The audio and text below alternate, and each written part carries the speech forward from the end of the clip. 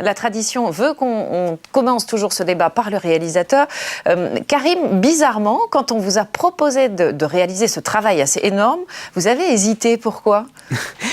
J'ai hésité à cause de la catégorie, en fait, qui pour moi était problématique. C'est-à-dire que définir une partie de la population française par sa religion, ça me paraissait poser un certain nombre de problèmes assez évidents, notamment le fait qu'une bonne partie de ceux qu'on considère comme des musulmans ne sont ni pratiquants, ni même croyants. Voilà, donc au départ, je me suis posé beaucoup de questions par rapport à ça, c'est-à-dire comment on définit de qui on parle ? Qui sont les musulmans de France ? Est-ce que ce sont des gens qui se définissent eux-mêmes comme musulmans ou bien des gens qui sont perçus par la société comme étant musulmans ? La question en soi est déjà très intéressante. Ce qui est frappant dans ce premier volet, ce sont les images d'archives qu'on n'avait jamais vues ailleurs.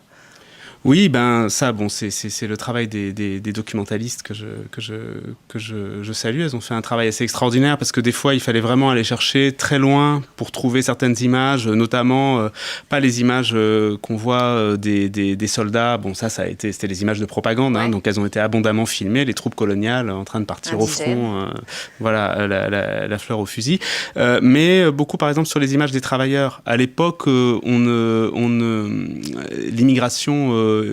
l'immigration, c'est une immigration avec un statut particulier. Hein. C'était des indigènes qui venaient. Des travailleurs de l'ombre. Voilà, on les montrait pas. C'est ça. Et c'est vrai qu'à l'époque, c'était évident que les Italiens, les Polonais, les Espagnols étaient des immigrés, mais quel était le statut de ces travailleurs coloniaux qui étaient des Français sans être des Français, qui avaient la nationalité française, on n'avait pas d'autres, mais qui n'avaient pas la citoyenneté française. Et donc, pour trouver des images, c'était vraiment du travail parce qu'ils n'étaient pas répertoriés d'une certaine manière. Donc, il a fallu chercher beaucoup de